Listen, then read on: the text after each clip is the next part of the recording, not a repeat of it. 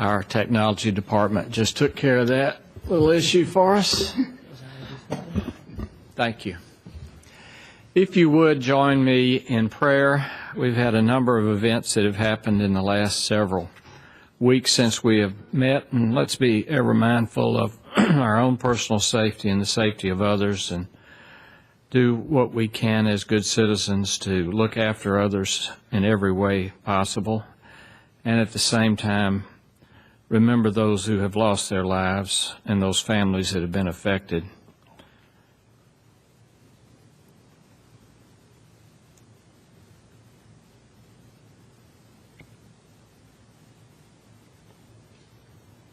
Our Father, we thank you for this day, for this opportunity to come together to work and cooperate with the city of Murfreesboro and our residents and business owners, and we thank you for the wonderful situation that we have as a community to join together in good spirits with our education leaders, our medical leaders, our business leaders, and all our families and all our neighborhoods.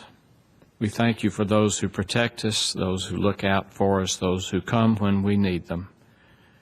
We thank you for our city employees and those that are on the front line every day to grant us service and to grant us all of the good things that we have in Murfreesboro and Rutherford County. We thank you for this council, and we ask your guidance. We thank you for those families that have made Murfreesboro what it is today, and for those that will make it what it will be in the future, and we ask that guidance. In the name of the Father, and the Son, and the Holy Spirit. Amen. I pledge allegiance to the flag of the United States of America and to the republic for which it stands, one nation under God, indivisible, with liberty and justice for all. All right. Good evening and welcome to the Murfreesboro City Council, January the 10th, 2013. And I think we have a number of people here from not youth leadership, although they are young people, from Leadership Rutherford. So I'd like for them to stand and be recognized if you're here tonight with Leadership Rutherford. We welcome you. Thank you for being here. We have a number of other people who are visiting with us tonight, and we certainly welcome them and hope others, if you take an interest in the city and our city government and what happens in our city departments and our city staff and administration, will come and visit us anytime you wish. And in that light tonight, we are offering a Citizens Government Academy, and Ms. Shannon Logan, who is our Service Excellence Coordinator, is going to say a few words about our Citizens Government Academy that's getting ready to start. Maybe a slot or two still open in this inaugural Citizens Government Academy. Ms. Logan? Thank you, Mayor. Members of Council, good evening. I'm very pleased and excited to announce that the Citizens Government Academy will begin this Monday evening, January 14th at 5:30. We have 19 that have signed up for our Citizens Academy. Or submitted applications and were selected, and the academy is capped at 20. So if there's anybody out there who wants that one final spot, we still have exactly one spot left, but we're very excited about this inaugural class, and we're looking forward to a great 8 weeks interacting with our citizens on a very personal level, where we get feedback from them, and they get to also see our staff and the great job that the City of Murfreesboro employees do. They get to see it a little bit closer and a little bit more one-on-one. So we're really excited about this, and we look forward to moving forward with the Citizens Academy, and can't wait to see all of you all out there throughout the Academy sessions. All right. Thank you. Thank you very much. We appreciate you taking this responsibility on, and also certainly those of us who have been through the Citizens Police Academy and the Citizens Fire Academy. This is a great addition to have an overall view of our city government and the service levels that we provide, and kind of everything that's going on about it. So I do appreciate that. Anyone else interested? Limited time only. Seats are going fast, so hurry if you're interested. It'll be over the next 10 weeks, but it's just an 8-week program. So call the city at 849-2629 if you're interested in this inaugural class of our Citizens Government Academy.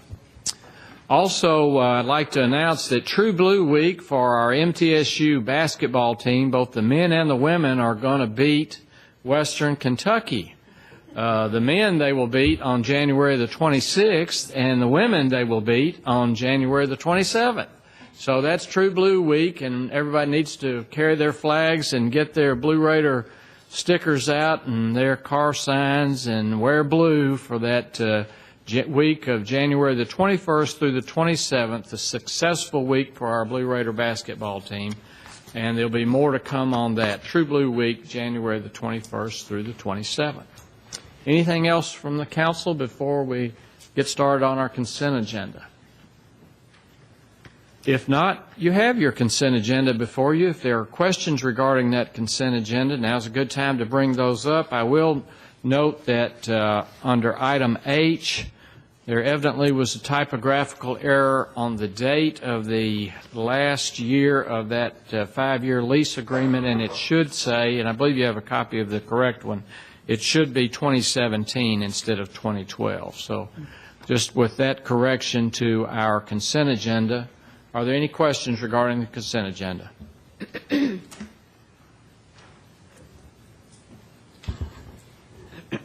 If not, is there a motion? So moved. Thank you, Mr. Gilly. Second. Thank you, Mr. Young. Motion and second. Please call the roll. Ms. Wright. Mr. Gilly. Aye. Ms. Gels Harris. Aye. Mr. McFarland. Aye. Mr. Smotherman. Aye. Vice Mayor Washington. Aye. Mr. Young. Aye. Mayor Bragg. Aye. This time you have before you on third reading to consider for passage an ordinance to amend Appendix A zoning, Section 15 and 24 in Chart 2 dealing with creation of a city core overlay CCO district. Move for approval. Second. Motion and second. Please call the roll. Mr. Gilly. Aye. Ms. Gels Harris. Aye. Mr. McFarland. Aye. Mr. Smotherman. Aye. Vice Mayor Washington. Aye. Mr. Young. Aye. Mayor Bragg. Aye. Also on third and final reading, an ordinance to zone an area as a city core overlay CCO district. Move for approval.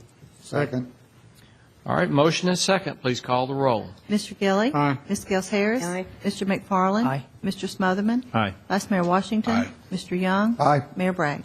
Aye. We'll consider now for passage, again on third and final reading, an ordinance to rezone 421 South Academy Street to Highway Commercial CH District. Move for approval.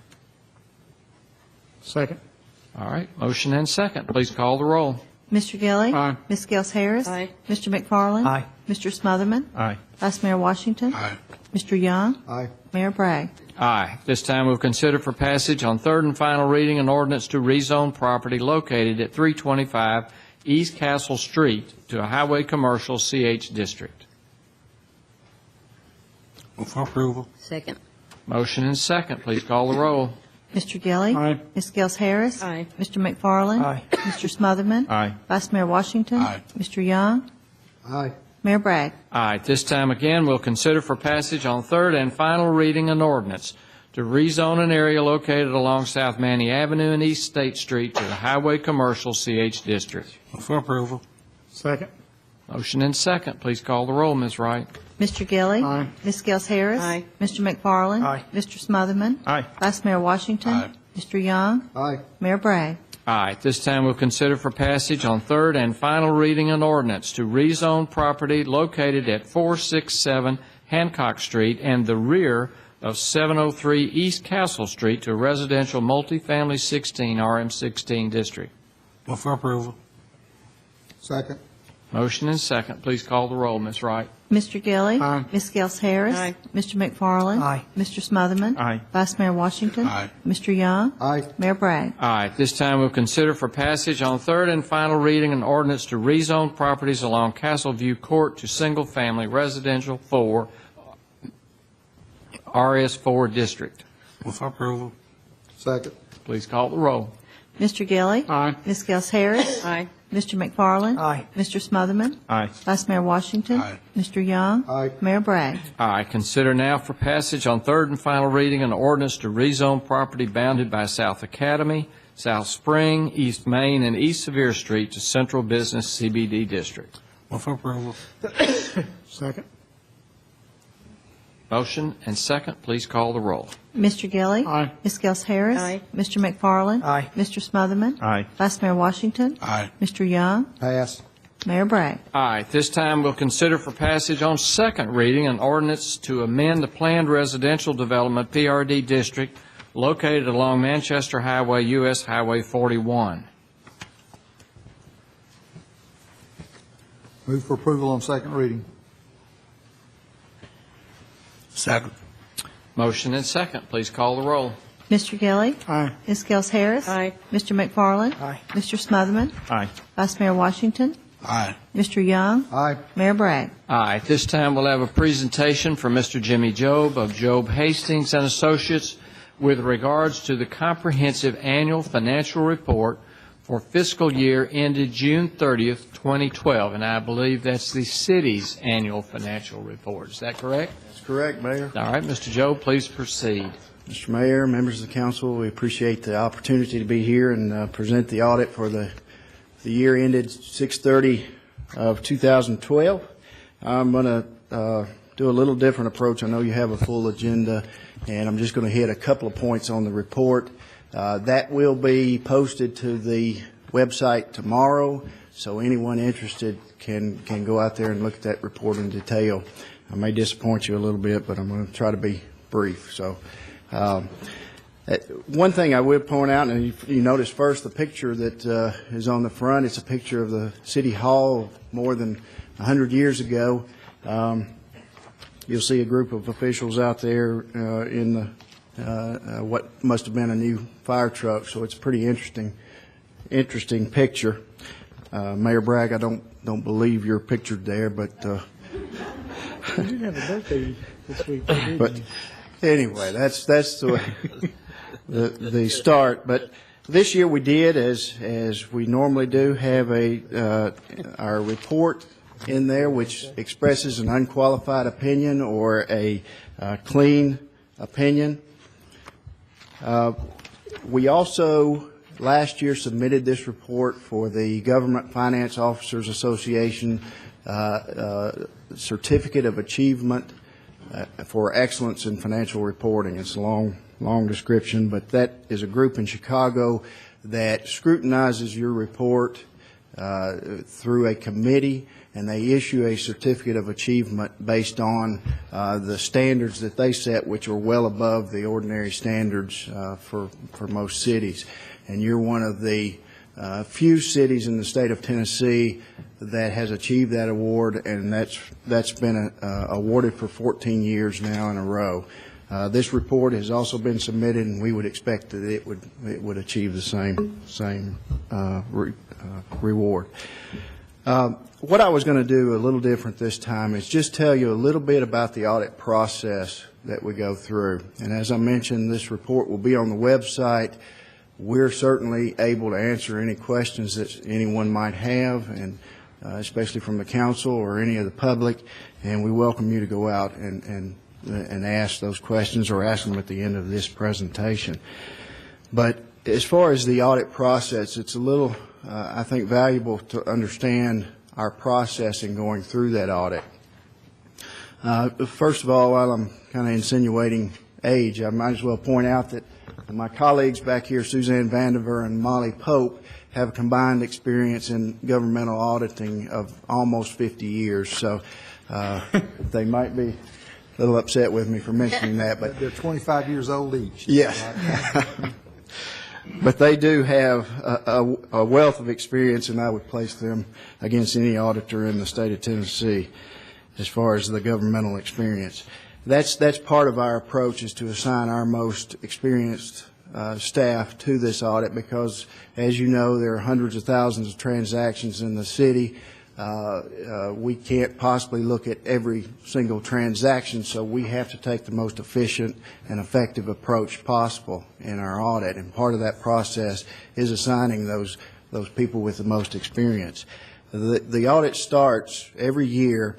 We sit down as a team and discuss the city in particular based on our knowledge of the procedures and processes, and we have a lengthy discussion about what risk there could be in the city of misclassifications or misappropriation or any type of risk that we think we should focus on.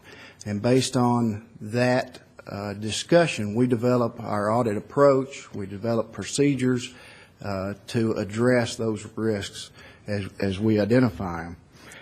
So that's part of the beginning of the process. Then once we get here, we also discuss with various members of staff from all different levels, from all different departments. We go through a discussion and an interview with many people in different departments about what risks they might identify. And based on those procedures, we might develop other procedures that we're going to follow during the audit. So that's an important part of what the audit involves. And you might think what the purpose of our audit is. First of all, there's two main reasons. One being that the Comptroller of the Treasury of the state of Tennessee requires all cities to have an audit, but also it gives assurance to you as the oversight body and to the citizens as stakeholders that the information presented in this 180-page report is materially correct and fairly stated. So the purpose of the audit is to express that assurance from our standpoint based on the procedures that we go through. After we're down here involved in the field work, of course, we test transactions and go through a lot of documentation. As I said, that's based on our assessment of the risk. But we also try to incorporate an element of unpredictability. In other words, we might change areas that we look at from one year to the next. We might do things on a different timing scale so that we're not always doing the same things at the same time. So that incorporates that type of unpredictability during the audit. We also after the audit is completed, we have a review process that would involve other senior staff in our firm that haven't been involved in the audit, and that gives more of a fresh approach, a fresh look at what we've done during the audit. And during the course of the audit, we might identify certain things that we have suggestions on, more informal recommendations, and we're constantly working with Melissa, right, and the finance department in trying to make those recommendations and make those improvements. They're always open to those suggestions, and that's part of the process as well. And like I said, I think that's kind of an overview of our process. We would like to commend the finance department, especially Melissa and Aaron Tucker, on their work. They do an outstanding job, and they've been very, very good in working with us and cooperating and helping us during the course of the audit. Now, what I will do is we can go through this in detail if you would like, and I'll be glad to answer any questions you might have. But I thought rather than try to follow along, it might be more valuable to do a different approach this time. So, thank you, Mr. Jobe. From the council, are there any questions or comments regarding this audit as it is presented?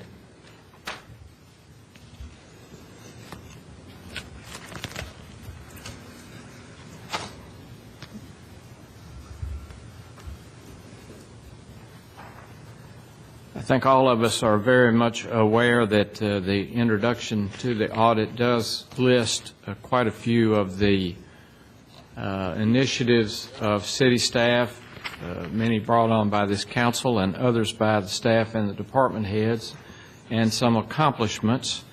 And certainly, I think, obviously, the acknowledgement and the award of the Government Finance Officer Association speaks very highly of our department, who have to comprehend and compile and present numbers for I don't know how many different accounts. So my congratulations to you, Ms. Wright, to your staff, and how well disciplined they are and how capable and caring they are in taking care of the city's business. Thank you.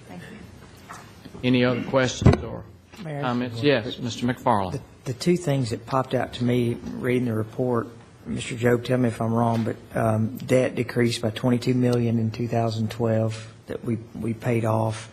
But then the one thing that I looked at, when we look at every year on our general fund, how much we're going to have to use out of our general fund to balance the budget, and we anticipated going into the budget $4,800,000, but we actually didn't use any of that. We actually added $4 million to our general fund, which is a pretty big swing, showing that we actually about an $8 million swing that we didn't go into the general fund, that we actually added to the general fund, which I thought was extremely significant. So that doesn't just go to Mr. Lyons. That's really to department heads, city employees, and city staff who did more with less and saved the taxpayers, a significant amount of money.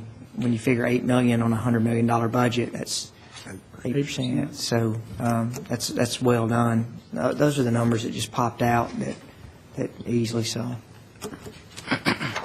We say often, we spend a lot of time during budget review trying to set appropriate expenditure levels, and we say this every year. Just because the council authorizes the level of expenditure does not mean our staff tries to run out and spend all that. To your point, Mr. McFarland, our department heads work very hard to meet the needs of the citizens, but try to be fiscally responsible, and also want to echo the compliments to Ms. Wright and Ms. Tucker. Outstanding job. I happened to be in the office one day, and the auditors were there, and and they did an excellent job. I was very impressed. Thank you. And also, you need to congratulate yourself. Your employees are only as good as their leaders sometimes. So you do a fabulous job, and we look forward to working with you in the future. Thank you. Thank you. Other questions, comments? Well, what I can say is, Mayor Bragg, is I look at pages 10, 11, 13, and 14.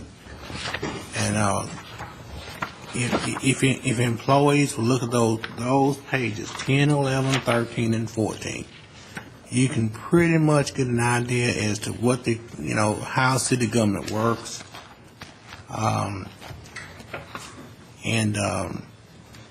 Those are my most important pages. And the last one is the one about, tax increases. I've been here 14 years, and we haven't had one, and that's not because of me. That's because of all the council members and mayors before me trying to keep expenditures and revenues, trying to keep it in line, even through an economic recession. It's been for about 4 years. Those are the pages 10, 11, 13, and 14. And if you look at those pages, then you really would get a real balance as how government works, because it doesn't pay for itself. And being in Tennessee and the way we do, property tax and sales tax, and we don't have state income tax, and I'm not saying we need to have one, but that tells you how difficult it is to balance these books and balance our budgets and continue to provide the services that we do. And so that's it. Good. Anything else? Thank you. If not, Mr. Joe, we appreciate your work and your firm's work and the presentation here, and that's going to be available on the city's website. Is that correct? Yes, sir. And certainly a good year for our city residents and our taxpayers and our business owners. Thank you. Thank you, Mayor. All right, at this time, pursuant to a resolution adopted by City Council on November the 15th, 2012, we'll conduct a public hearing to consider rezoning a planned residential development PRD district along Blackman Road and Pendleton Boulevard with approximately 6.14 acres rezoned from planned residential development PRD district to planned commercial development PCD district, rezone approximately 1.01 acres from planned residential development PRD district to single-family residential 15 RS15 district, and to amend the terms and provisions applicable to the remaining 31.85 acres of planned residential development PRD district along Blackman Road, Bob Parks is the applicant. Notice of the said public hearing was published in the December 2nd issue of a local newspaper. Ms. Ely, welcome. Thank you, Mayor and council members. It's good to be here. Our first public hearing this evening is to consider changing the zone for property located east of Blackman Road. This property is part of the Berkshire Subdivision. It is located east of Blackman Road and south of Pendleton Boulevard. The request is a three-part request. The one part of that is to change the zoning for the area shaded blue on the map. You can see it's a very small portion of the property in relation to the rest of the property. And what that is there are some existing single-family lots and that are already created, and a part of the rear of two of those lots extends into this planned development. So the request is to change the zoning from PRD to RS15, so it would be the same zone for both of those single-family lots that are currently existing. That's a relatively minor matter. The second part of this request is to rezone a portion of property, and that would be the purple shaded area, from PRD, Planned Residential District, to PCD, Planned Commercial District. And the purpose of that rezoning is to incorporate the purple area with the existing PCD area located along Blackman Road. There are some drainage features located on those properties, and with the time that the developer has had to get to know this property, is discover these drainage features and believe that they would be better managed if they were part of a future commercial development rather than making them part of future residential lots. So by changing the zoning to PCD, it would not change the nature of the planned commercial district that we know. It would develop, it's anticipated to develop as outlined in the program book, but it would add the responsibility of those drainage features to the commercial portion of this development. And the third and largest change to this request is to amend the PRD for this Berkshire subdivision. The property in 2002 was zoned PRD and essentially consisted of three parts. The first was to zone a portion of the property as Winslow Park at Berkshire Subdivision, and that's located north of Pendleton Boulevard. And you're probably familiar with that portion since it's the only one that's developed so far. It will consist of then there was the portion that zoned the property PCD, and that's located along Blackman Road, and none of the PCD has developed at this time. And then the property that we're looking at tonight, the biggest change is to amend the planned development so that currently would allow 210 unit condominiums from allowing condos to detached single-family houses. So the change would decrease the number by more than 50% of dwelling units that could be in this area. So it would go from 210 dwelling unit condominiums to 101 single-family detached houses. So the request is to decrease the number of units. The request is to change the residential style of housing provided. So it would go from a condominium form of ownership where you just own what is between your four walls and then have common area to single-family detached lots. So it's a traditional neighborhood where they would have the house and they would also own the yard. There have been several neighborhood meetings on this property. The developers demonstrated a willingness to work with the existing homeowners in the subdivision.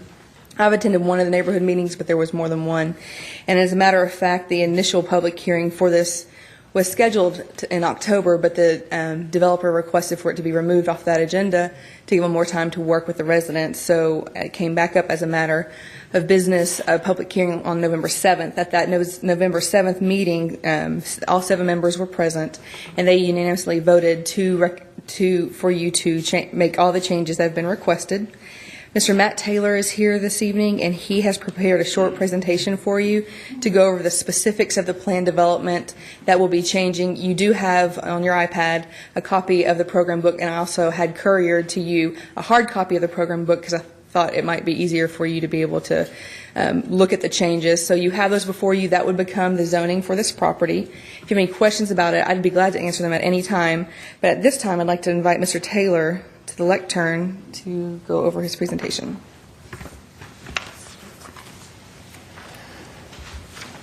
Thank you, Ms. Ely. Good evening, Mayor Bragg, members of the council. I am Matt Taylor of SEC, and I'm accompanied by Mr. Bob Parks tonight, the applicant. And I do have a brief presentation for you to try to summarize the booklet itself. Would like to start with what the current approved plan is. Ms. Ely, as she most often does, stole most of my thunder on this, but it is currently approved for 210 townhome units and with a mixture of PCD along the front. That's spread over about 40 acres, with the PRD portion being about 32 of that 40. Plan here, you see the PCD in the purple, which is all along Blackman Road. We did not have any defined users at the time that that plan was put forth, but we did put forth a list of allowable uses which are meant to be neighborhood friendly, low impact, meant to complement users in that immediate area there. And the rest of that there is the townhome condominiums. They were 2 and 3 stories in nature, all private streets with a single access point off of Pendleton Drive. The new plan is meant to keep the PRD and PCD zoning. We have requested a revision to the acreages of those.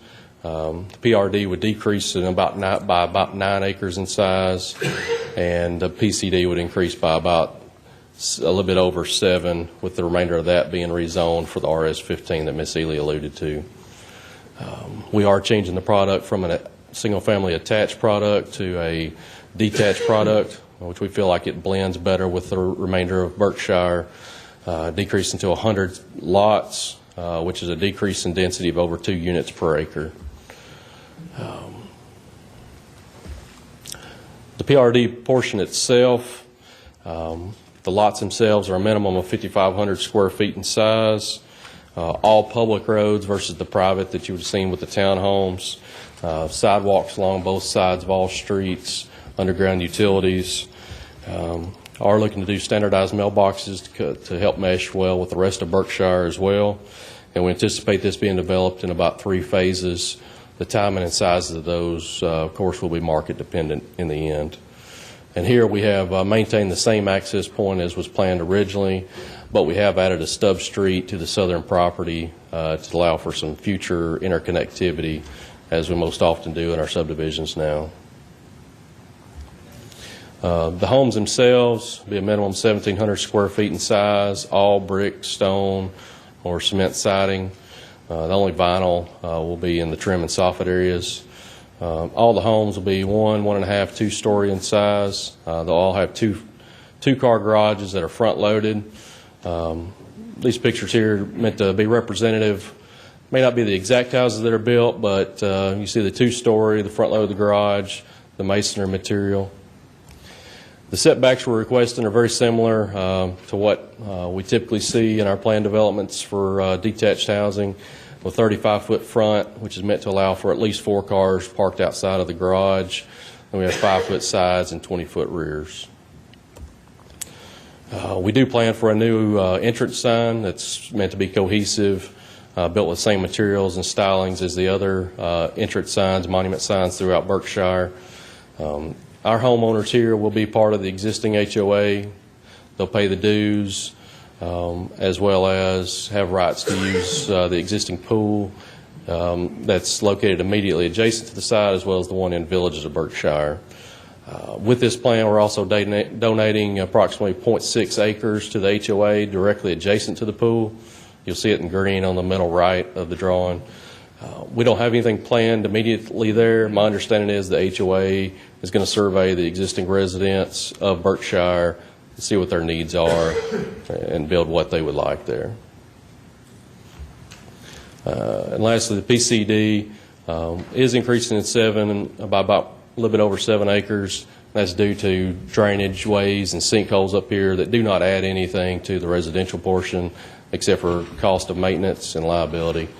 We have not changed the list of allowable uses that was approved the first time. If we want to keep that neighborhood-friendly use there. We have agreed to follow the commercial fringe bulk regulations and the zoning ordinance, as well as maintain all of our access from Blackman, nothing off of Pendleton. A full list of the uses is in the book, but a small sample will be financial services, gyms, ice cream parlors, pharmacies, religious facilities, laundromats, as well as maybe a candy shop, something of that nature.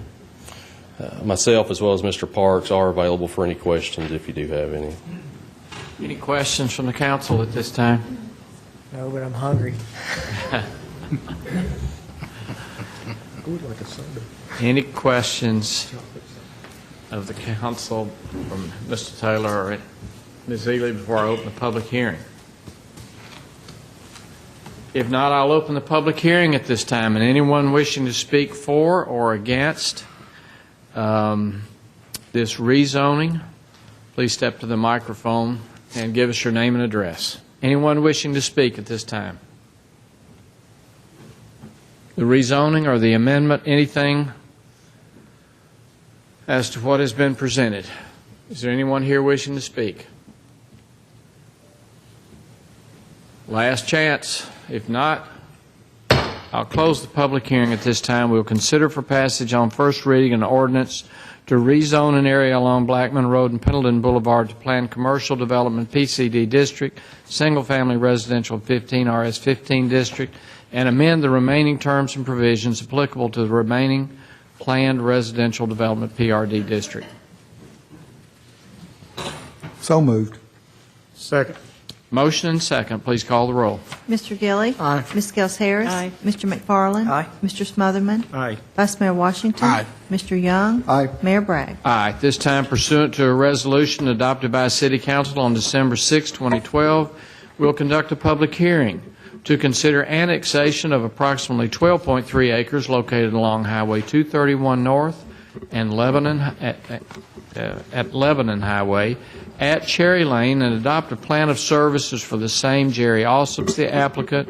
Notice of the said public hearing was published in December 30th, 2012 issue of a local newspaper. This has to do with the annexation only. Ms. Ely, you may proceed. Thank you. Yes, sir. This does have to do with, this next public hearing is regarding the annexation of two parcels located along the western side of Highway 231, also known as Lebanon Highway. The property is owned by Mr. Jerry Alsop, who has requested the annexation of his properties. Although it's two parcels, they primarily function as one. Mr. Alsop has his home there, and he also has some accessory structures on the property. The property is zoned R15 in Rutherford County, and so would come into the Murfreesboro with an RS15 zoning classification. However, the applicant has requested to change that. The zoning change will be the subject of the next public hearing and not the subject of this public hearing. This public hearing is to consider adopting the plan of services that was prepared for these properties. You have before you a plan of services that outlines the services the city will provide, the time frame for when they will provide them, and how that they will be accomplished. The city services are available to the subject property. It is contiguous with current city limits along its southern property line. It is located within Murfreesboro's urban growth boundary and is located north of Cherry Lane, just across from Siegel Park. If you have any questions about the plan of services or the annexation, I'd be glad to answer them. Otherwise, you should conduct a public hearing regarding the annexation of these two parcels, after which you should make your decision on whether the property should be annexed. Do you have any questions for me at this time? Any questions for Ms. Ely regarding the annexation request? If not, I'll open the public hearing at this time. Anyone wishing to speak for or against this annexation request, please step to the microphone. Give us your name and address.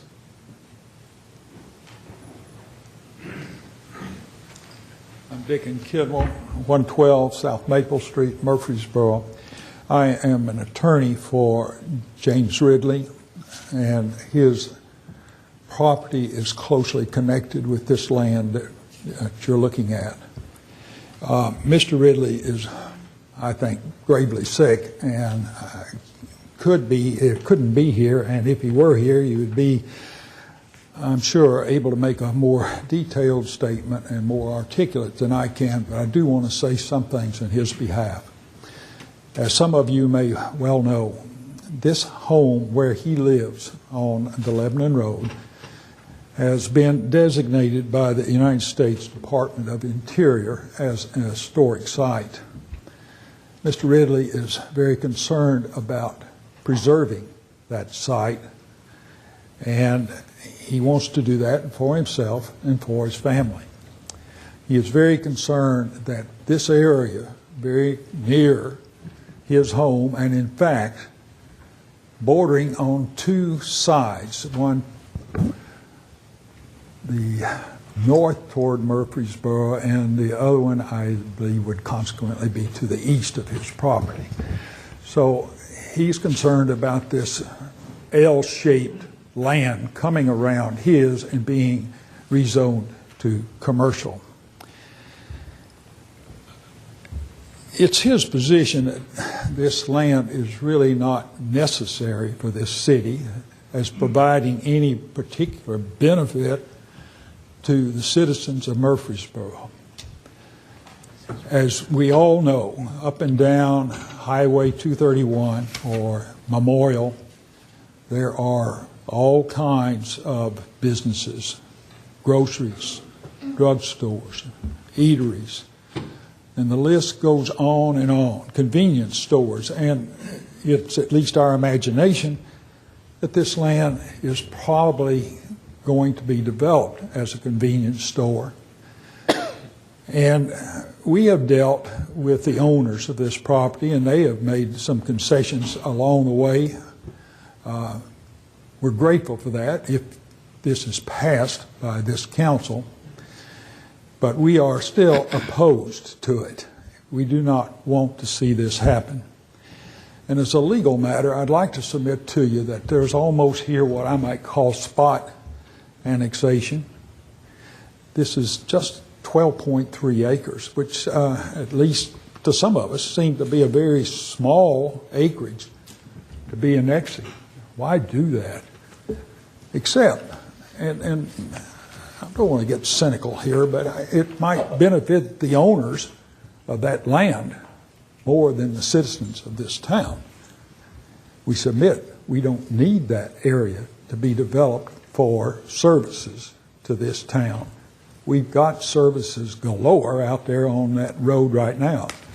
So many, in fact, that some of them can't make it. So that's part of it. Next, there is a legal proposition of spot zoning. It looks like a spot that is being zoned. And before the lawyer over here jumps on me, I do know that there is wrongful and rightful spot zoning. We submit that in this case, it's wrong. Shouldn't be done. As I said, I cannot give you all of the detail that Mr. Ridley could have given you. He's very good at making his case. But I would like to point out, it's the usual thing that a lot of people in that area, I think, would claim their property in those residences will be devalued. That's a fact of life. But that doesn't keep us from rezoning. I'm not naive. Also, there is a problem of traffic very near there. There are, I think, 14 or 16 soccer courts, nationally known, by the way, and we have a lot of people that are going to be coming there. They're already coming there, and we've already got sometimes outrageous traffic on Highway 231 in the vicinity of this property. Those are things that I'm just mentioning to you as an add-on. I'm not going into detail about that. I know that most of you are aware of this area. Again, for Mr. Ridley, I'd like to say he wants to keep that historic site unblemished. And that's what I'm here trying to do, at least to help him do that. If any questions, I'm willing. Otherwise, that's all I have. Thank you, Mr. Kidwell. Anyone else wishing to speak for or against?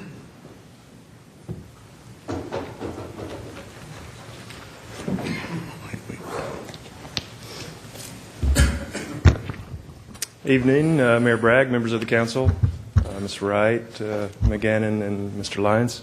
Appreciate the opportunity. My name's Bill Jakes. I live at 225 North Manny. I'm not very close to this property, but I want to speak to this this rezoning as a member of the Association for the Preservation of Tennessee Antiquities, as well as I'm on the Oaklands Board and a member of the Rutherford County Historical Society. All of those organizations are concerned and committed to preserving Murfreesboro's history, and especially the historic structures. As you might know, Evergreen, this property in question, well, next to the properties that we're talking about rezoning, Evergreen, Jim Ridley's property, was built about 1850 by Dr. Thomas Black. It was the site of a lot of action during the Civil War. There were soldiers hid in this house.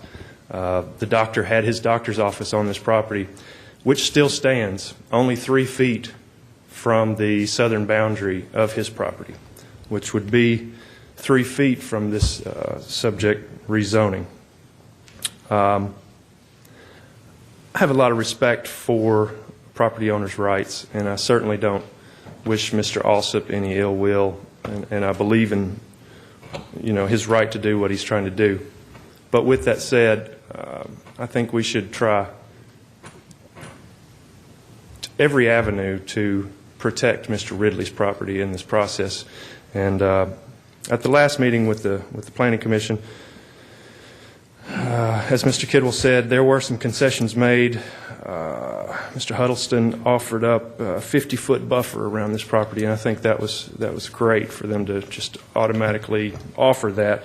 But I think this property line where this pre-Civil War doctor's office structure sits 3 feet from the line, I still believe that a 50-foot buffer is not quite adequate. I don't know if there's any way to address this where there could be a more of a setback with a similar buffer, a bigger buffer.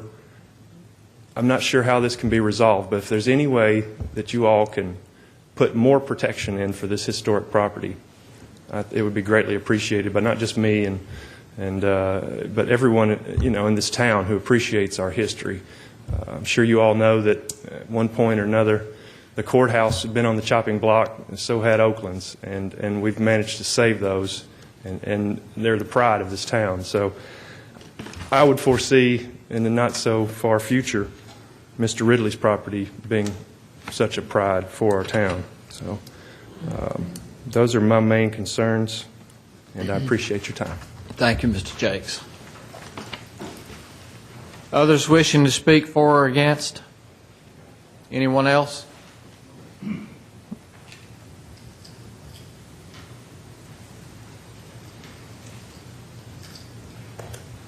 Good evening, Mayor Bragg and members of the City Council. I'm Bill Huddleston, President of Huddleston Steel Engineering here in Murfreesboro.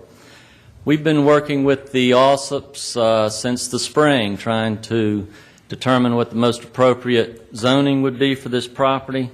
Much of what you've heard tonight from Mr. Kidwell and Mr. Jakes, we respect. A lot of that, though, is talking about the zoning. At this time, you're here to talk about annexation. But we would like to point out a couple of items that have been brought up. In Planning Commission, we proposed a CH zoning, and as Mr. Jakes said, we automatically went to propose a 50-foot buffer up against Mr. Ridley's property, where only a 20-foot buffer would be required in the normal course of zoning and development. We did propose that 50-foot buffer. We also proposed some prohibitions on use for that property, and we have also provided a list of permitted uses that we propose for the property. I'm not sure if you've been given a copy of the restrictive covenants that have been drafted by a local attorney here, but I will go through those during the zoning portion of tonight's agenda on this property.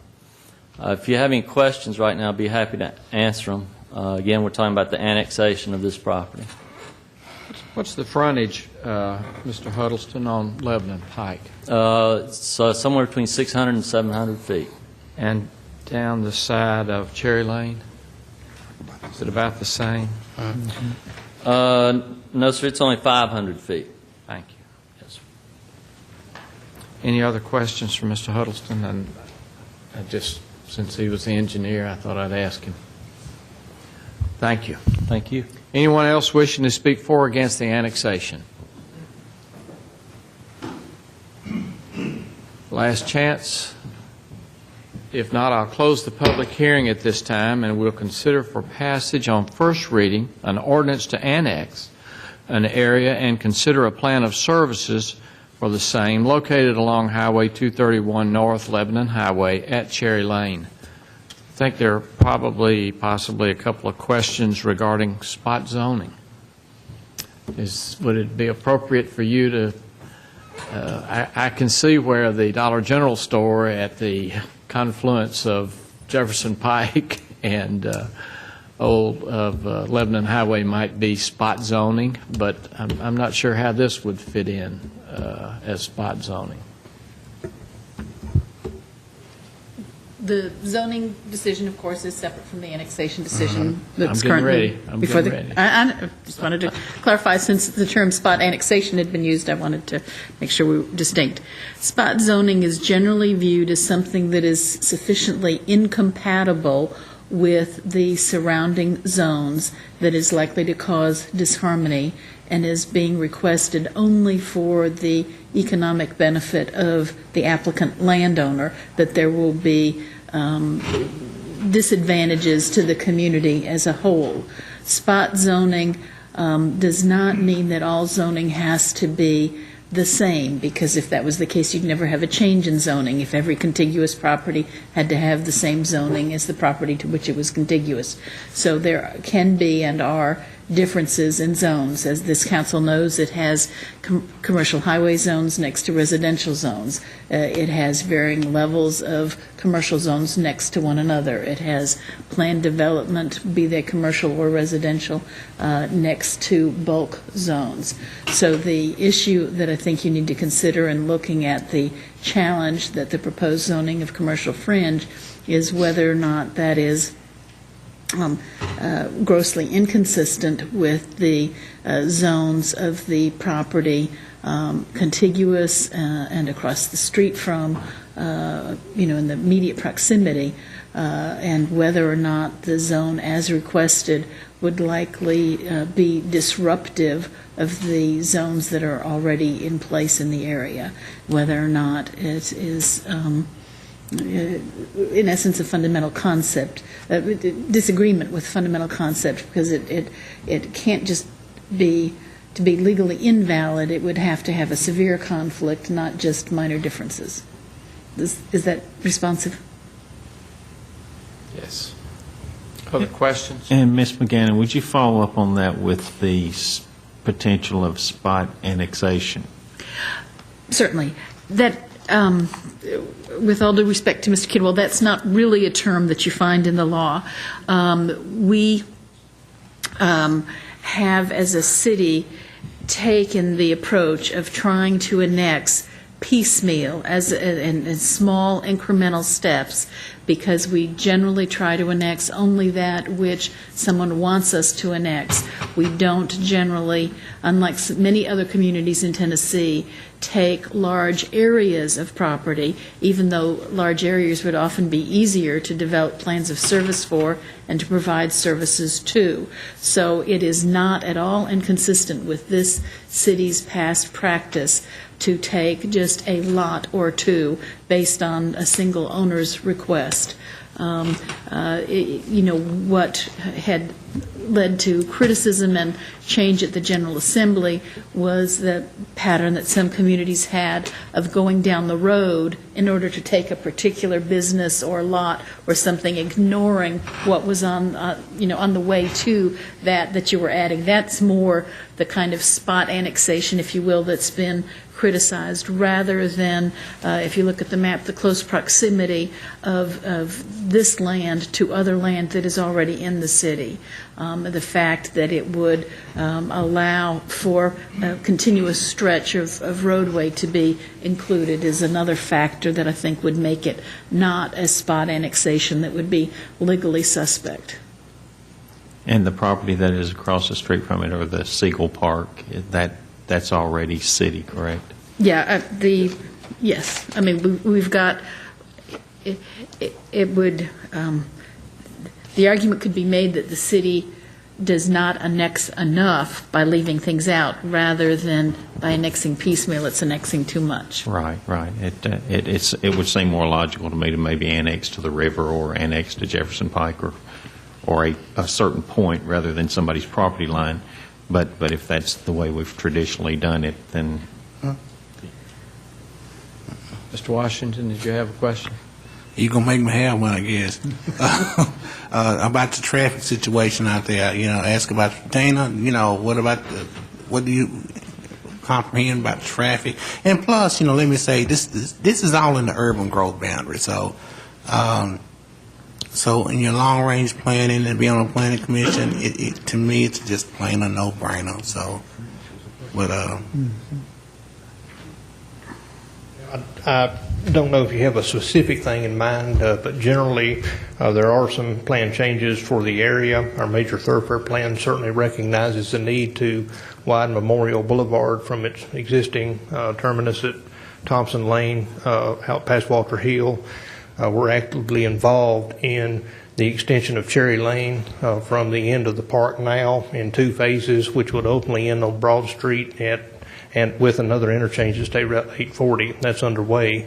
So we are anticipating and proposing a fairly substantial change to that general area, being the whole northern part of town at this point in time anyway. Appreciate that. I can talk about Boxwood. If any know what Boxwood is, out on 99, and how it's been impacted by all the development out there. So, I have a real good sensitivity toward historical pieces, Bill, and I would love to see it protected, but as best we can. But in these growing times, they're going to be impacted, and so we need to do the best we can to protect those places and protect and make those places very sensitive to growth. But in the meantime, it is what it is. I hate to put it that way, but Thank you. Other questions, comments? I would just like, excuse me, ask Mr. Smotherman, that second point you were trying to make, what were you saying on that, Mr. Smotherman? I think my point was it seems odd to me that we would go out there and zone one piece of property at a time. You would think that we would pick an area, to me, and this just seems that I understand that it's still a 2-lane road basically through there as far as 231. The development of Cherry Lane is absolutely going to increase the traffic that's going through there. Personally, I guess I'm trying to decide whether or not it's too early to do this, but it's inevitable that it's going to happen, and Ron's term is it is what it is. It may be applicable to this because it's going to change now or it's going to change later, but with the growth of the city and what's taking place in this town, I think it's inevitable that it will be zoned into the city at some point. Maybe we're not going far enough, I guess is my point. But it does look concerning, at least, to say that with the historical value of this property that it's located next to, that to change the annex doesn't really affect it, but if we change the zoning of it, it's certainly going to have a huge impact on the significance of that historical property. And so I've got some concerns with it, but I guess I'm torn both ways. And we are just talking about the annexation. Right. All right, any other questions or comments while we're considering this ordinance to annex? I think the only thing that we do have to consider, and from being on the Planning Commission, I there's a catch-22 when you go, and I think the staff has always looked at studying large and then scaling back. So, we will study a large area as far as services and then scale back to the area that's being requested. But I don't think I would be for going in and annexing, and I think as a council, we've tried. It's not been a practice to try to go outside of our boundary and annex people who are not asking for it, just because there's property tax implications and things that people may not be prepared for. But I do think that the county and the city, many years ago, by determining the urban growth boundary, really did go through and determine that area that they felt like at some point would be in the city limits. So although it's not an annexation per se with the city going through and saying, look, we're going to bring that property into the city, I do think those studies that occurred with the county and the city really looked out and said, well, this is as far as we think the city's going to grow to. But I do think that, to Mr. Smotherman's point, I do think it's beneficial, and I think that we can do better looking at the area, saying and trying to anticipate planning-wise and annexation-wise what's going to happen. But I do think it's tough for us to go through and annex people that are not being requested. Well, just like Mr. Ridley wouldn't want to be annexed. If he went and took a square or took 1,500 feet or 2,500 feet down, he wouldn't want to be. That's right. So you're pretty well hemmed in to taking people who ask if it kind of fits and if it's contiguous. So. If it's feasible to do that. We're not always able to meet those requests and not bring people in, but we try to when we... And I know we've sat on the years I've been in Planning Commission when Ms. McGannon would sort of twitch when we would do a 10-foot, annex a 10-foot portion of roadway to try to really acquiesce to people who did not want to be annexed into the city, which really posed several situations with service providers and firefighters and police officers when you're jumping in between city and county. It's crazy. But I can't. Looking over the reports from last year, we're really not seeing many annexations into the city right now. This is the first one I can remember in a while that we've even discussed. But that's just my thoughts on as far as annexing people who are not asking to be annexed in. All right, you have this ordinance on first reading. What are your wishes? Move for passage on first reading. Second, Toby. All right, you have a motion and a second to annex on first reading this property. Call the roll, Ms. Wright. Mr. Gillick? Aye. Ms. Gels Harris? Aye. Mr. McFarland? Aye. Mr. Smotherman? Aye. Vice Mayor Washington? Aye. Mr. Young? Aye. Mayor Bragg? Aye. Pursuant to a resolution adopted by City Council on December 6, 2012, will now conduct a public hearing to consider the zoning approximately 10.64 acres located along Highway 231 North, Lebanon Highway at Cherry Lane as fringe commercial CF district simultaneous with annexation. Jerry Alsop is the applicant. Notice of the said public hearing was published in the December 30, 2012 issue of a local newspaper. Ms. Ely, continue. Thank you, sir. Our next public hearing is to consider changing the zone for the property you just considered annexation for to CF simultaneous when it's annexation. Initially, the property owner requested a zoning of CH, Highway Commercial District, for these properties. However, the recommendation of Planning Commission is not for the CH zone, but for Commercial Fringe District, CF. CF zone permits a less number of commercial uses and also has some additional design standards for items such as speaker boxes, making those be located so that they're not adjacent to property lines and reducing the possibility for any kind of nuisance with those sorts of things. The property owner, Mr. Alsop, has requested the change in zoning for this property.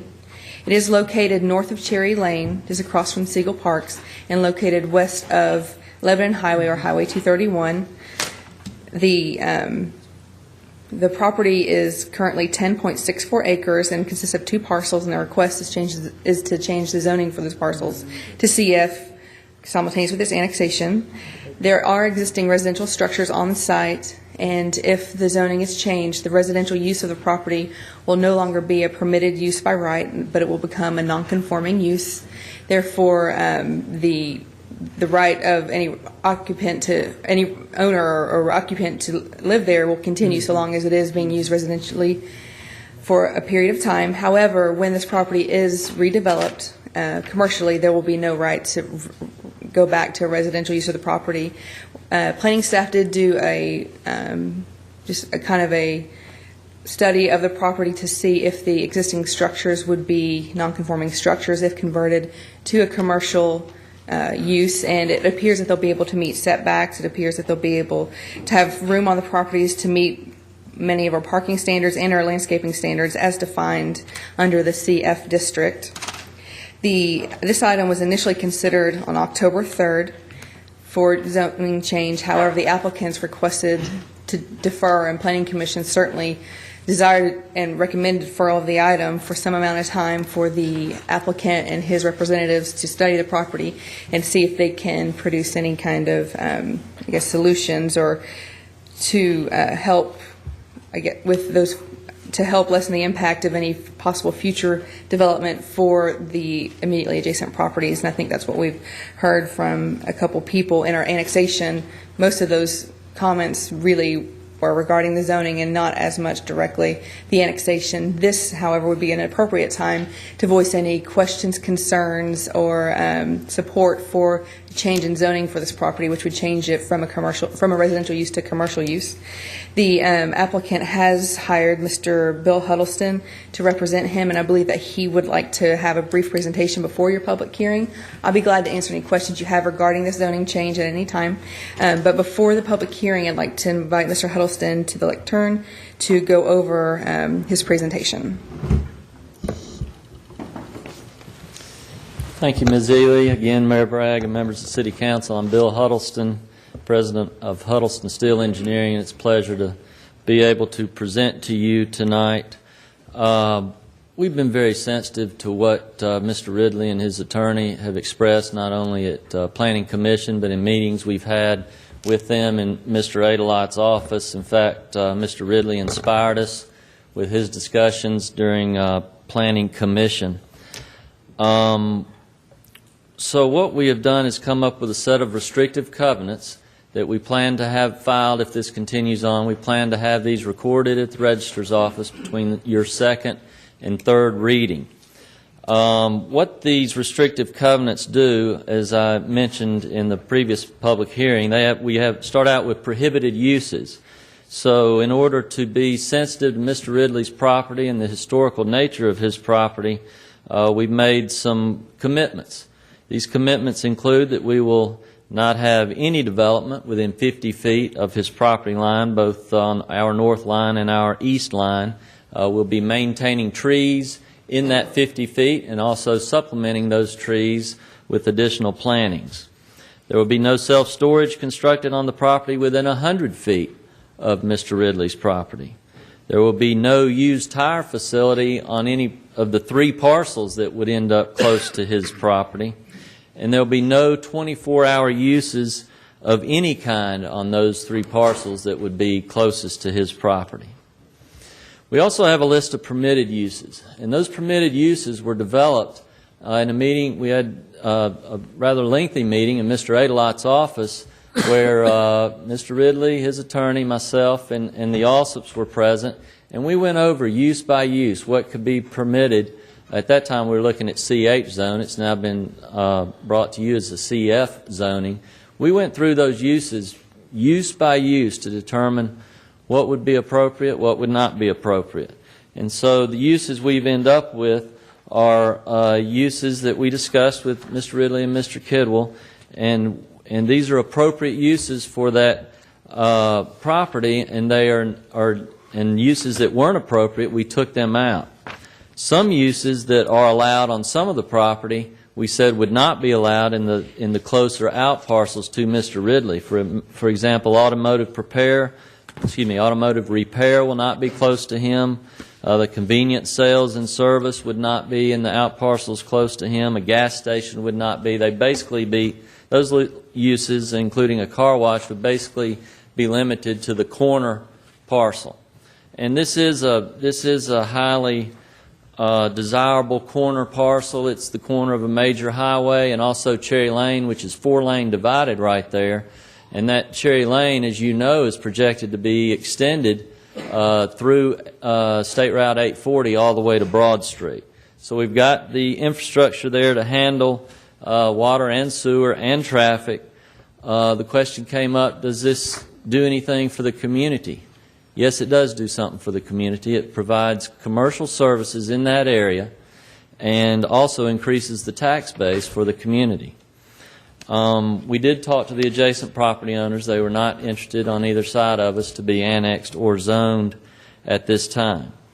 I do want to point out that, as eloquently stated already, this is not spot zoning. In fact, it's what we're looking at is very compatible with what's already up and down Memorial Boulevard. So it is not incompatible. It is not grossly inconsistent.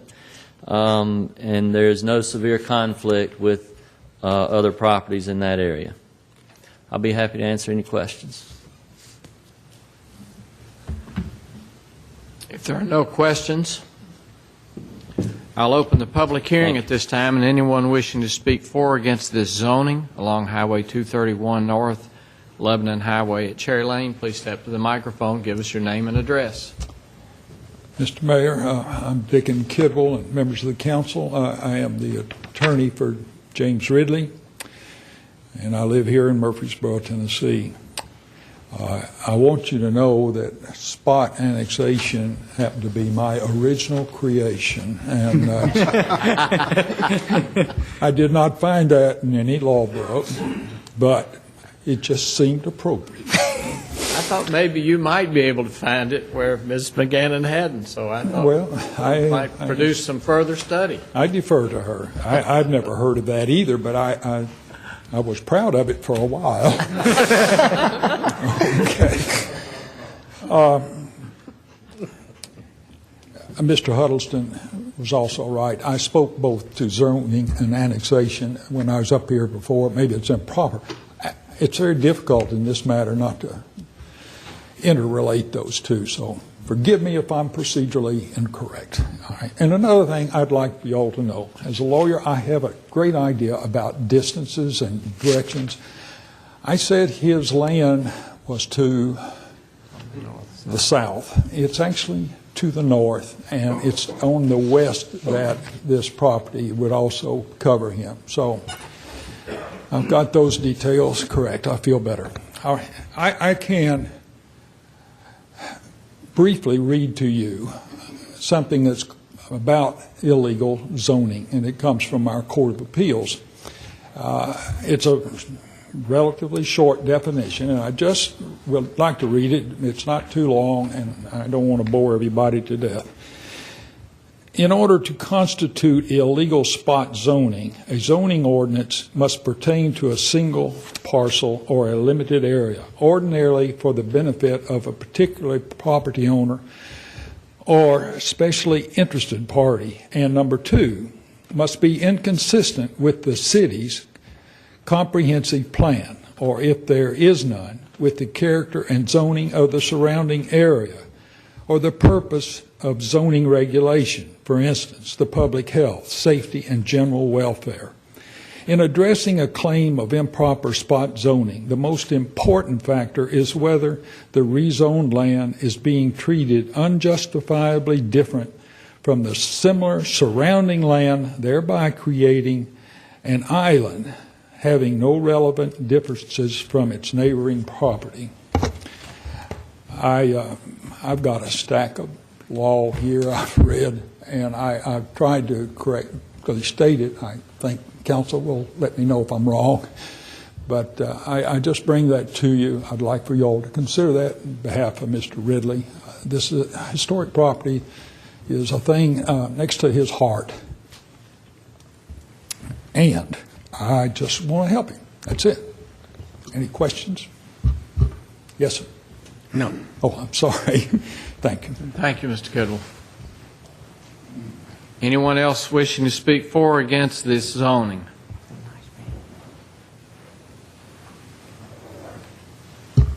Again, thank you, Mayor Bragg, members of the council. My name's Bill Jakes, live at 225 North Manny. I as well probably stood up a little too soon and was speaking to zoning matters rather than annexation, but I'm happy to get that out so I get a rebuttal. As to the zoning, restricted covenants, there was some mention in the notes that you all have. I reviewed them on the website. There were some statements made during the Planning Commission meeting about how restrictive covenants are enforced. And since this is to be future developed as a commercial property and it's going to be continuing as a residential property for now, we really don't have any way of knowing who and what's going to go into this property. I remember not so long ago, there was a property on North Manny Avenue that was asked to be changed to a commercial zone, and it was necessary that it was a planned unit development because the council and or the Planning Commission needed to know the specifics before this could be granted. And this seems like this is going in a different direction here. We don't know what's going to happen to this property. And as far as increasing the tax base, you know, the city's looking at making a couple extra grand a year off of this happening. So I don't know what other benefits for the city there are, but the benefits are great for the property owner at the detriment to Mr. Ridley. But so my greatest concern, I guess, is how are those restrictive covenants going to be enforced? Can you enforce restrictive covenants, really? And I don't know the answer to that, so I'll leave it with that. Thank you. Thank you. Anyone else wishing to speak for or against this zoning request? Yes, sir. I'm Casey Clark from Murfreesboro, Tennessee. I was sitting and listening to what's been said. Your address, Mr. Clark? Sir, 1400 Manor Drive. Thank you. Original Spring Valley Apartments. Everybody know where that is. 1400? Yep, 1400 Manor Drive. Manor. Yes, sir. M-A-N-O-R. I'm not for one side or the other except this. I'm speaking for many people here in our town. I remember when Murfreesboro, after being here all my life, I remember Murfreesboro was a nice little town to come around and hang out with, and you knew everybody. And it's a such thing as out of control growth. I'm speaking for many people in churches and friends around, people around here. Like I said, I remember the good old days. And we brag about how growth has helped everybody, but I continue to hear all over America, you can have out of control growth, yet still you say we're growing and it's helping everybody, but you keep complaining about money. When you talk about growth, you need to be able to prove yourself how it have helped us. We got 2 new giant Walmarts coming this way after somebody voted it out a few years back. Now all of a sudden you bring it, it's okay to have it. All I'm asking for anyone that ever, just show us how growth is helping. We love to speak about taxes nowadays, and we said times are hard. Think about us, they're an average person. Show us how growth has helped. If it happened, then our taxes shouldn't be. Someone even had nerve to say, taxes haven't went up. What part of America are you guys living in? Everybody's complaining about taxes. And there's always a way around of saying when taxes don't grow, but gas prices continue to go up, you're paying taxes on that. Food prices continue to go up, and you're paying on this. Have a good day. Thank you. Anyone else wishing to speak? Last chance. If not, I'll close the public hearing at this time. We'll consider for passage on first reading an ordinance to zone an area located along Highway 231 North, Lebanon Highway at Cherry Lane as fringe commercial CF district simultaneous with annexation.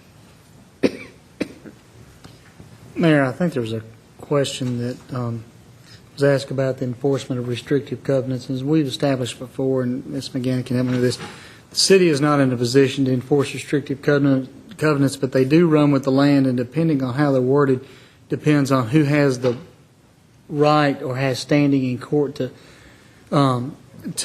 suit and enforce those. And Bill, I'll ask you, those restrictive covenants, once they're drafted, I might suggest that they be worded so that they can be enforced, or standing can be held by the adjoining landowners to be able to have standing in court to enforce those, so that would give Mr. Ridley that ability if he so needed. Absolutely. We can't make you do that, but I would like to suggest that you do that. In Article 4, entitled Amendment, in these restrictive covenants, Mr. James A. Ridley Jr. is mentioned as a party to these Good. covenants, yes. And those will run on the land regardless of what the use of the property That's is. correct. Today, tomorrow, or in infinity. That's correct. The fire department has asked for a couple of requirements to be done before the third reading, if this is passed. Some tree trimming and some fire hydrant equipment. Is that prepared? I'm sorry, I didn't understand the I'm question. sorry, I didn't mean to interrupt him. The fire department has asked that tree trimming be done if the annexation, before this is on third and final reading, and that a fire hydrant be placed. And I'm assuming the property owner is willing to do that. Absolutely. That's Yes. before third reading. Yes, sir.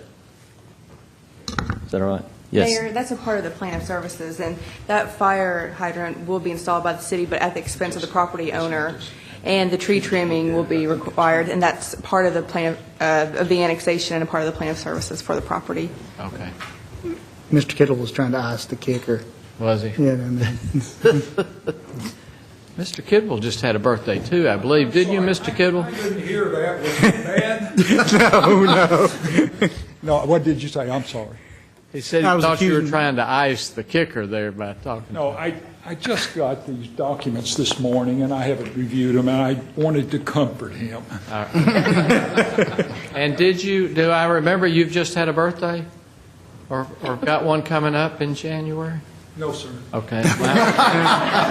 So you're talk about birthdays. You're not the only one then who's making things up. Okay, that's good. Mayor, I have a quick question. Mr. McFarland. So I guess it sounds like with the restrictive covenants, although this is not a planned development, we are still requiring certain things that we would within a planned development, and instead of the city enforcing that, they would run almost as rights with the property, even though if it's transferred, it's not like someone could come in and take those away. And actually, before you give Ms. McGannon the little Danish head starts to twitch, we're not requiring that, they're offering to do that.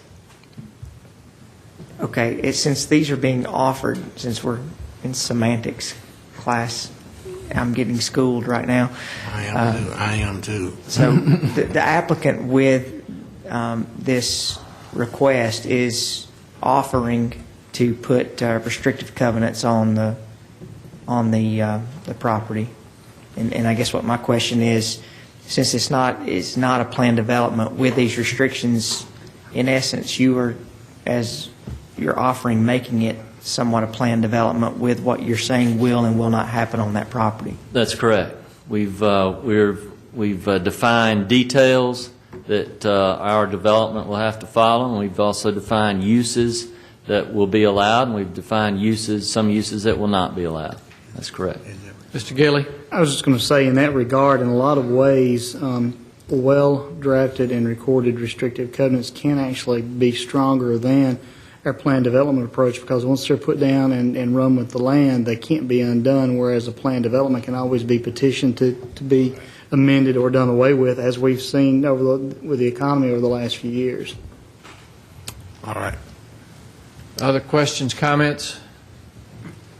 To Mr. Clark, just to clarify, the city's tax rate has not gone up in 13 years. 14. Is it 14 now? Mm-hmm. 14 years. And as you know, a large part of the tax revenue of the county of Rutherford comes out of the city of Murfreesboro.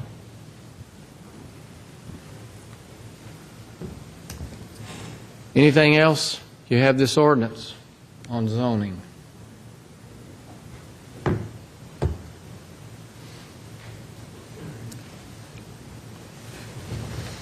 Mayor, if there are no other questions, I move for passage on first reading.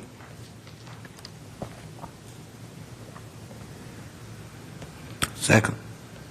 You have a motion and a second.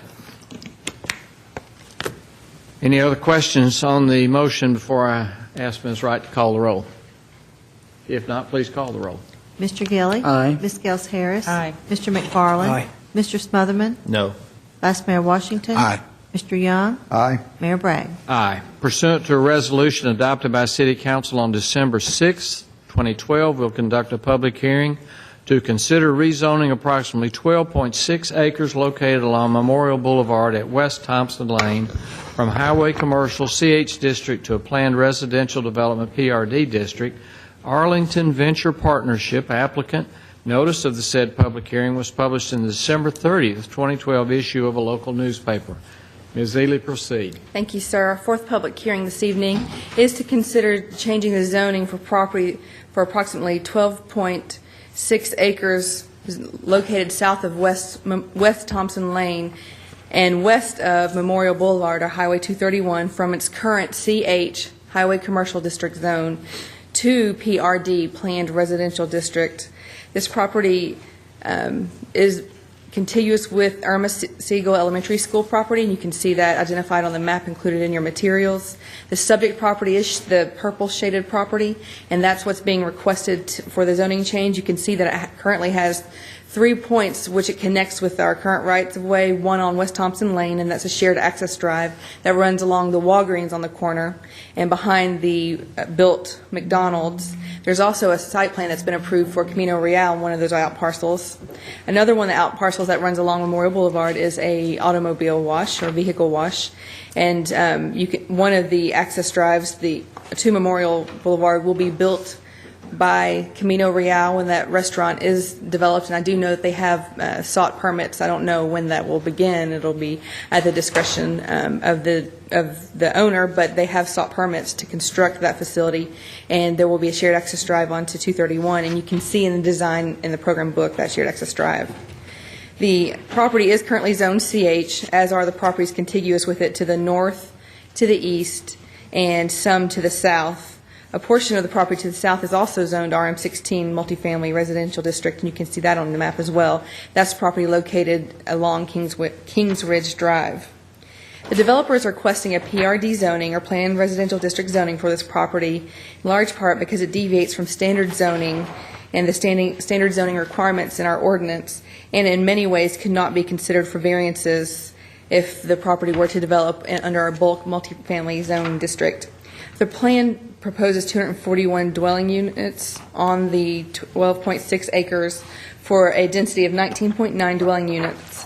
The structures vary between 3 and 4 stories in height and exceed the 45-foot height requirement. So as you can see, this property, as staff believes and Planning Commission believes, that this property is a good candidate for zoning as a planned development because the applicant has a very clear idea of what he wants to do, and he is ready to move forward with the plan if you do approve it this evening. The development also has qualities that cannot be achieved under standard zoning regulations, and it will be somewhat of a landmark development, meaning that there are not any developments in this area that are similar to this, and it's something unique and sort of a flagship.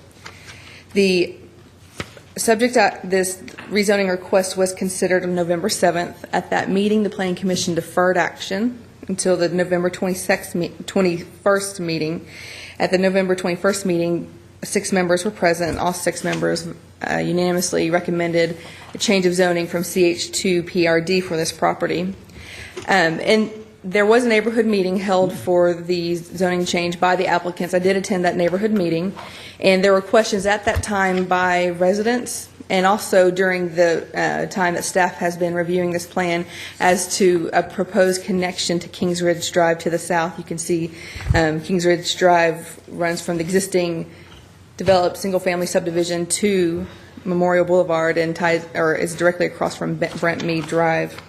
It appeared that negotiations with that property owner to the south led to there not being, there's a very, very small sliver of property that separates the subject property from Kings Ridge Drive, and it would require the developers of this property to work with the landowners to have that connection, regardless of what the city required.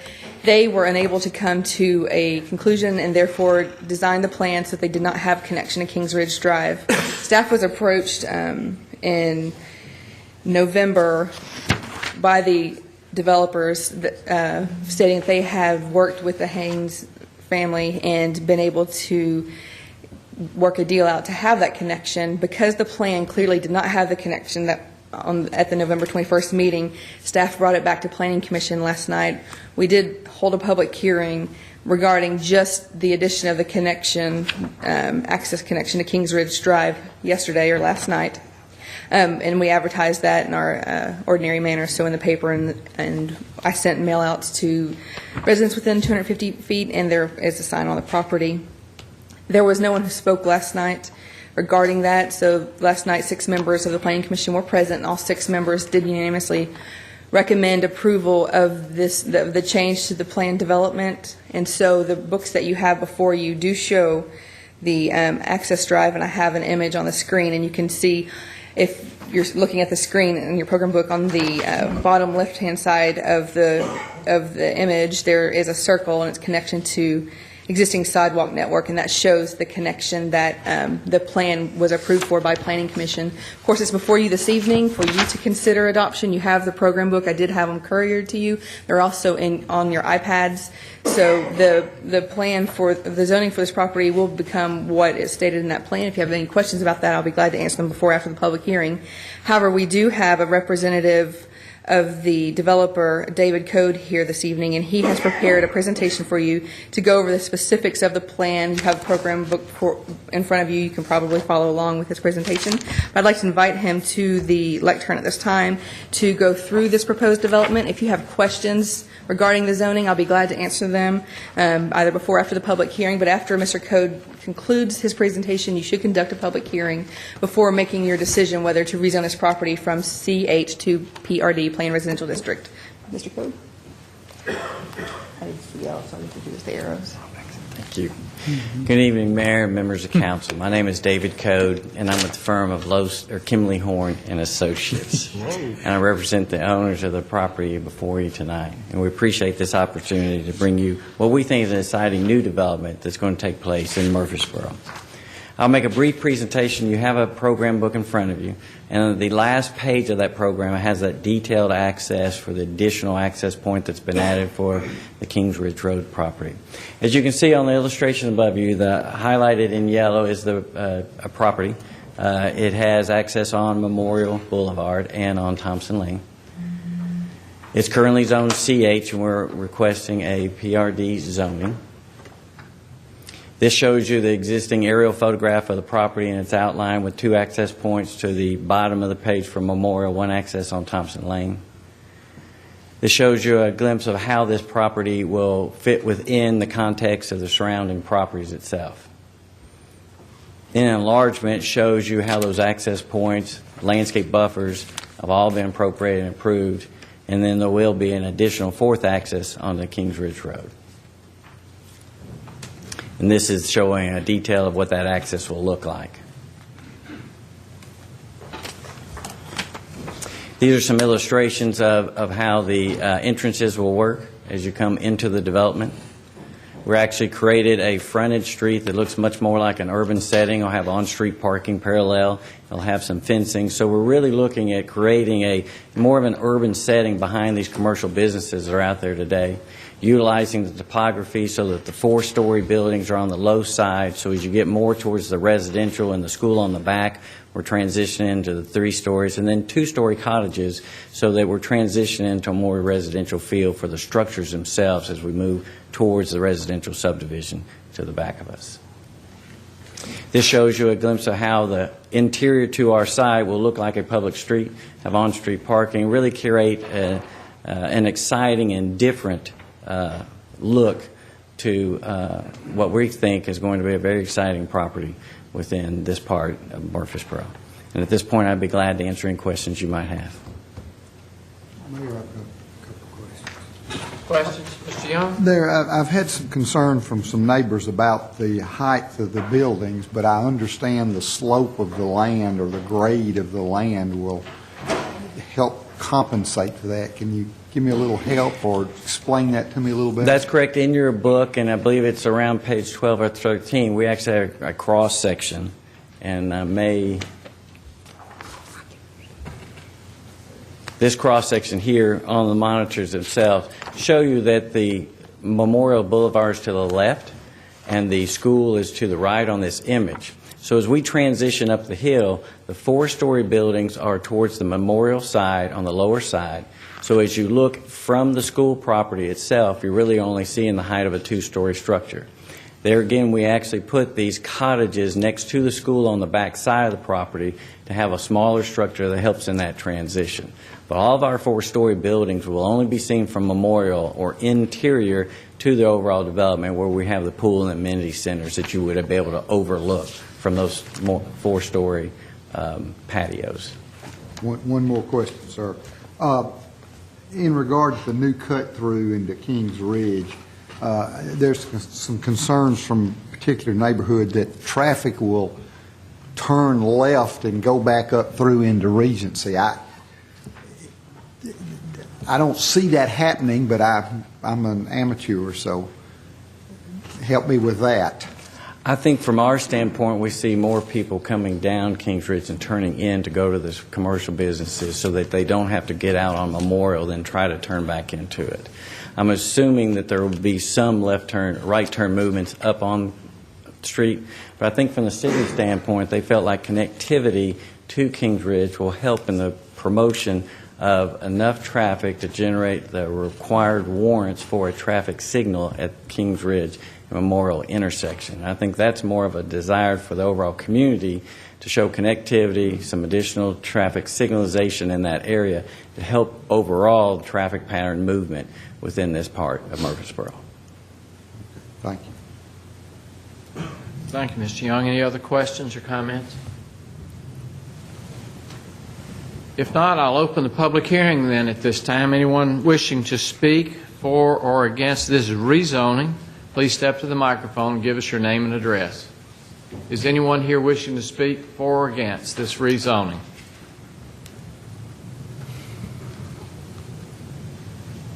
Mr. Clark. Yes, sir. It's me again, Casey. Like I say, I'm not for or against, but I just want to do something concerning families and friends of mine that live off of it's a subdivision down off the old Natural Highway. One of the streets are Cornelius Drive. And what they was told when they bought these homes, that you're going to have a wonderful neighborhood, and we're going to put a lovely park in, and all the wonderful family dwellings. But what happened was, after they got 4 or 5 years down the road in debt and everything else, the whole neighborhood changed.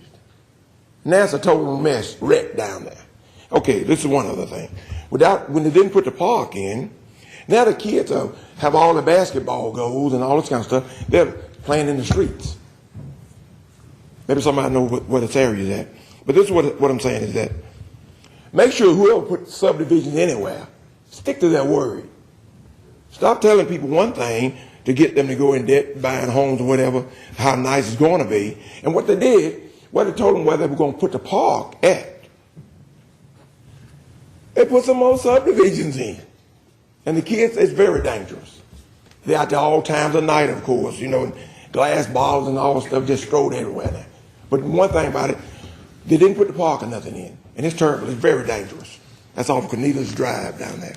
Thank you. Yes, sir. If you'll give Ms. Ely the address, I'm sure she'll be able to look and see if there was any requirement the city made. I'm sure. Talk to Ms. Ely. Thank you. Appreciate it.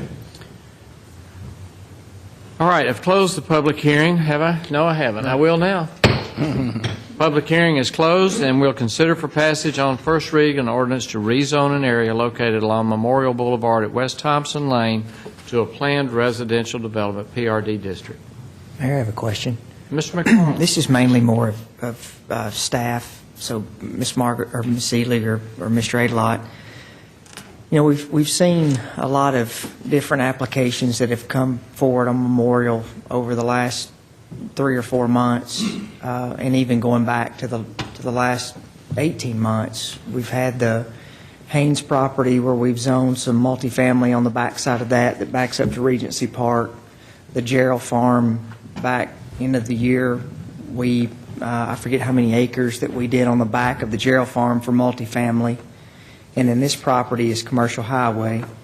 We have Paddock Club across the street. So is there not a concern that we already have 2 large multifamily sites that are already right there on Memorial that we're getting ready to take a commercial highway site and flipping it over to another multifamily? So we are going to have 3 multifamily sites really within a quarter of a mile, less than that.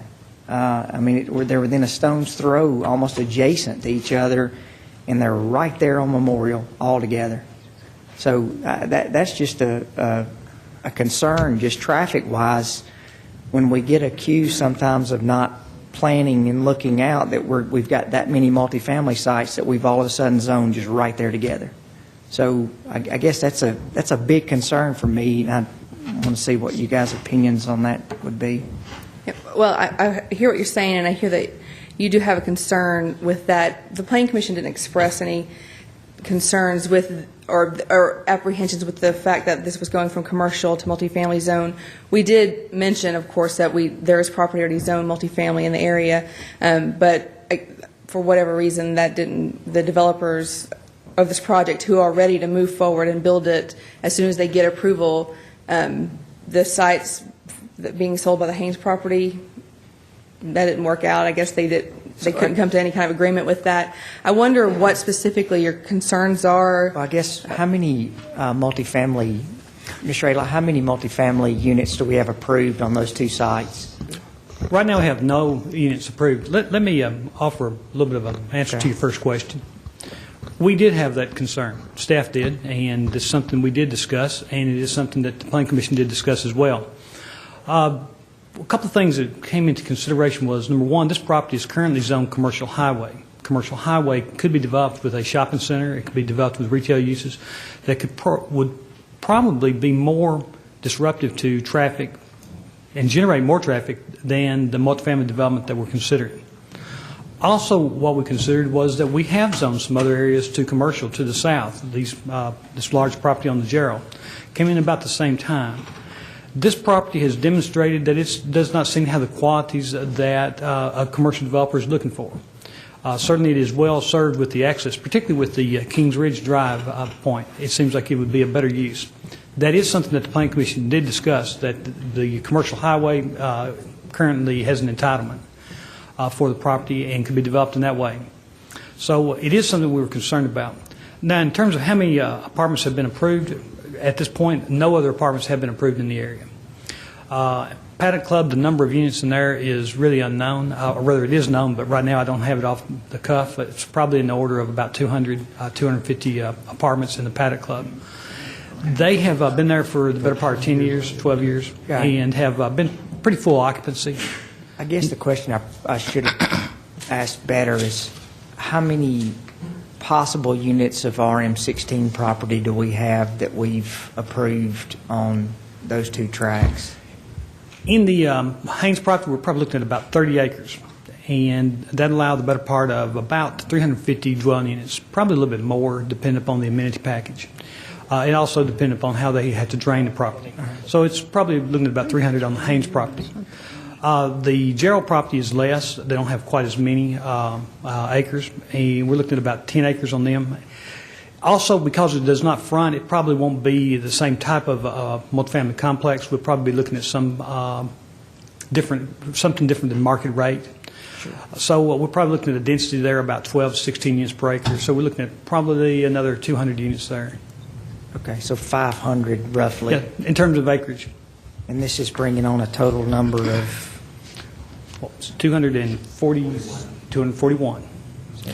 And one thing, my concern just is although I understand on those 2 other pieces of property that we don't have anything, I look at what potential is, and potentially we have the availability of 500 and some odd units in those, and then we're bringing on another couple of hundred. So, in that area we've got 800 possible units that could be less than 1/8 of a mile from apart, and that seems in my opinion, a little excessive, so. Well, that's something I think that they did weigh on the Planning Commission's mind. Of course, our two Planning Commission members have to chime in on some of that. Yeah. But I think one of the things that really tipped it for them was the current commercial highway zoning and how that's played out over the last couple of years. Sure. I think something else you have to keep in mind in addition to it already being commercial is the level of influence that the market will play and how those and when those other parcels develop. If this one is ready to go now and comes up out of the ground, that's going to have a dramatic effect on when and if and how far down the road those other two ever do develop. You're not going to, if the market's not there for it, those other two aren't going to, you're not going to see earth move on them. One of the things, Mr. McFarland, that I considered in this is the employment opportunities with State Farm and the VA hospital very close. This would be a very interesting place and close to your employment if you worked at either one of these potential. So you have two very large employers very close to this also.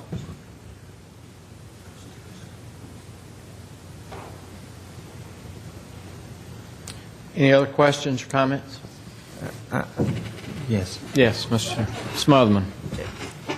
I guess, and I've heard from quite a few of the neighbors out there in North Murfreesboro concerning this project, and I think back over how many times I've heard people from Brent Mead say that we'd love to have a light there.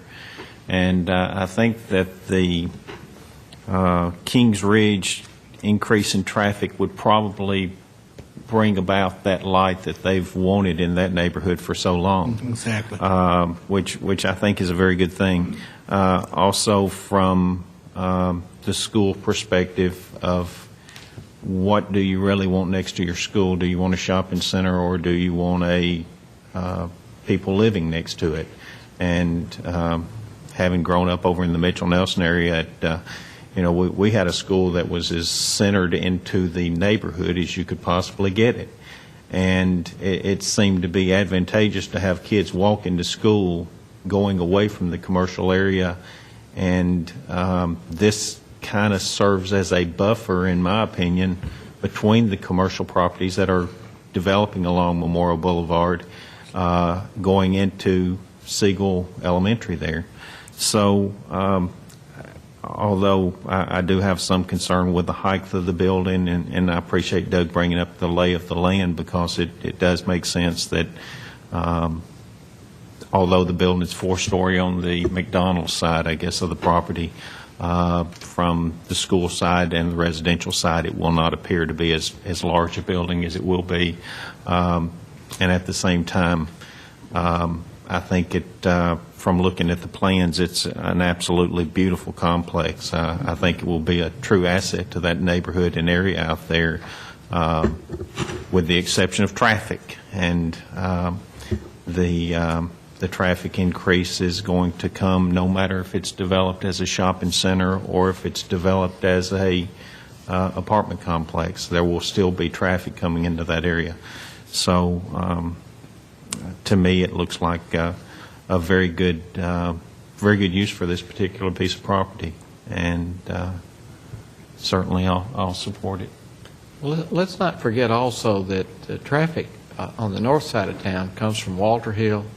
It comes from Lascassas. I mean, all of that rural residential property out there that's got 3 houses per acre in the rural residential part of Rutherford County comes into the city either to go to work or to shop or both.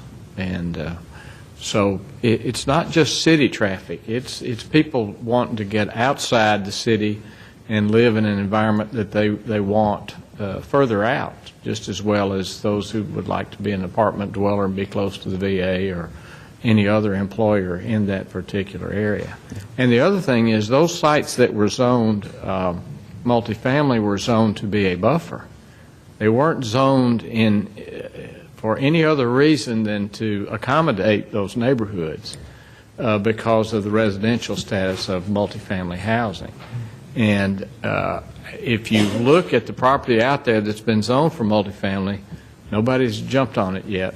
And obviously, the Haynes property at one time was OGR, which was general office, and nobody's jumped on that either. So you generally take sites and look at them and pick the best sites you can, and usually on apartments, there's a 3 or 4 or 5 year gap.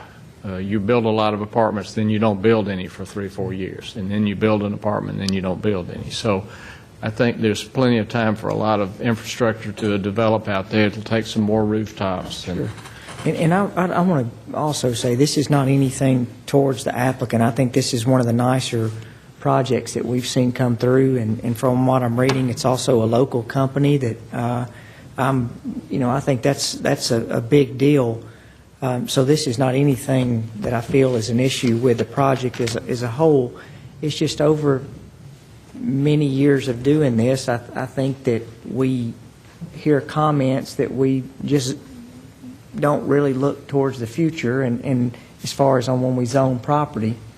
And the only thing that concerns me is, you can almost take your finger and touch and do a circle around 800 units of multifamily. And although they may not all develop at one point, at some point they're going to develop. And we've got shopping center across the street, a 37 or 40 acre shopping center that's 2 red lights up where the new Walmart's going to go. And then we've got this project. And at some point, I think we do have to look at, although the market will dictate on what's developed, we're going to end up with a traffic issue and just some issues out there that I just think we need to be aware of. So. And I agree with Shane as far as I appreciate his vision and foresight and looking into the concern of what will happen out there. And with, the Walmart coming out on Memorial and of course the concern with what will happen with the other properties that we've recently rezoned, there is changes coming. And I'm sure that we don't want to create a Old Fort, Case and Lane environment out there. But whether it's a apartment complex or a commercial property, which it's already zoned commercial, it will still bring traffic to that area. And if we continue to zone those properties to be commercial and to be developed that way, then it's inevitable that we're going to see that increase. And as the mayor pointed out, all that traffic is not just from Murfreesboro, but with the amenities that we're bringing to that area, we're probably going to be attracting more of that rural there's plenty of property out there. And well, maybe it'll lessen the traffic on Old Fort. We'll hope Woodbury so. Highway, South Rutherford. Maybe. If it's going to increase it 15% on Memorial, maybe it'll diminish it about 7 to 15% on Old Fort. Because it's our green hills. Let's face it, Old Fort's our green hills and the avenue. That's the only place you can go to shop for the most part in the town, outside the smaller boutique stores, which we're all very proud of. But and with that, I think that is a good point to bring up. I'm not too proud to say, hey, that's something I didn't think about. But whether it's commercial or whether it's multifamily, there are going to be traffics that are going to be generated out there. I just want to put on our radar screen, and I think that one thing staff, whether it's Mr. Adelot or Mr. Richardson and Rom, do a phenomenal job about keeping up and see, hey, I think they'll be the first to tell you that we're not perfect and we all make mistakes, but we try to learn from those mistakes to make sure that we don't make them in the future. And with Kings Drive and some of our major thoroughfare plans, that I don't want to at all give the indication to the public that they're not working on traffic issues, because I know that they continue to work on traffic issues. And the one thing, if we have traffic issues, that means we have people that are coming in the city. But the thing that pops out is it's just you're right, it's a lot of change all at once. It's coming in that corridor. So, but it is a good point, whether it's commercial highway or it's multifamily, it's going to be traffic out there. So I think that is a very valid point. To follow up on the point that the mayor made, I think the Paddock Club is 12 years old. So there's really no apartments built in this area in the last 12 years. So maybe we're overdue from that perspective. And he also made a very good point that it seems to come all at once. So you have three, we're all reinforcing each other's points, but there's 3 sites that could be developed into multifamily, and it may be 5 years, 1 year, or 3 years. Right. But the market will eventually dictate what happens to those. And That's a good point. Okay, you have this on first reading to rezone an area located along Memorial at West Thompson Lane. What are your wishes? I would move for approval on first reading. Second. All right, you have a motion and second on first reading. Please call the roll, Ms. Wright. Mr. Gilly? Aye. Ms. Gels Harris? Aye. Mr. McFarland? Aye. Mr. Smotherman? Aye. Vice Mayor Washington? Aye. Mr. Young? Aye. Mayor Bragg?